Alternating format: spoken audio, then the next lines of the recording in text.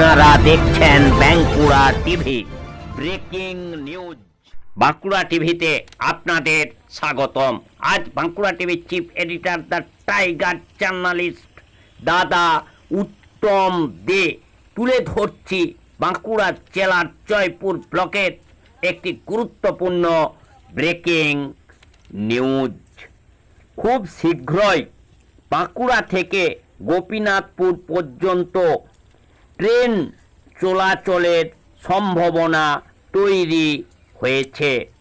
Gokulnagar rail স্টেশনে থেকে যে মালগাড়িগুলি, সেই মালগাড়িগুলিতে কিন্তু পাথর আসছে এবং সেই পাথর বিছানো হচ্ছে ময়নাপুর স্টেশন থেকে গোপীনাথপুর স্টেশন পর্যন্ত।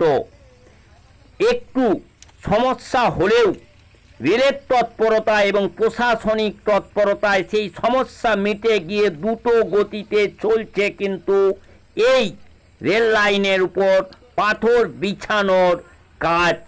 এই দেখে মনে হচ্ছে খুব শীঘ্রই চালু হয়ে যেতে চলেছে বাঁকুড়া থেকে গোপীনাথপুর পর্যন্ত রেল।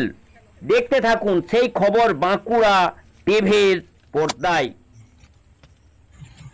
আমাদের বাঁকুড়া টিভির প্রতিনিধি সুরজিৎ সিংহ ইতিমধ্যেই গোকুলনগর স্টেশনে রয়েছেন।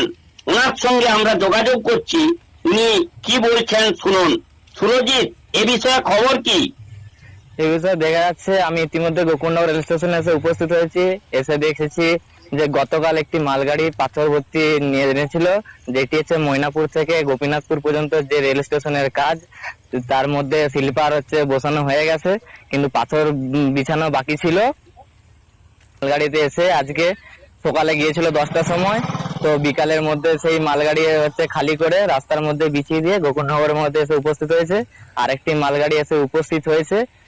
আর ময়নাপুর থেকে গোপীনাথপুর পর্যন্ত যেটুকু রাস্তা কাজ বাকি ছিল, সেটা আগামী কালের মধ্যে সেই রাস্তার উপর পাথর ফেলা হয়ে যাবে এবং শীঘ্রই শোনা যাচ্ছে সম্ভাবনা রয়েছে যে আগস্টের মাঝামাঝি সময় করে রেল লাইন চালু হয়ে যাবে বাঁকুড়া থেকে গোপীনাথপুর পর্যন্ত। রেলীয় সূত্রে খবর আর প্রশাসনিক তৎপরতায় শোনা যাচ্ছে। ধন্যবাদ সুরজিৎ।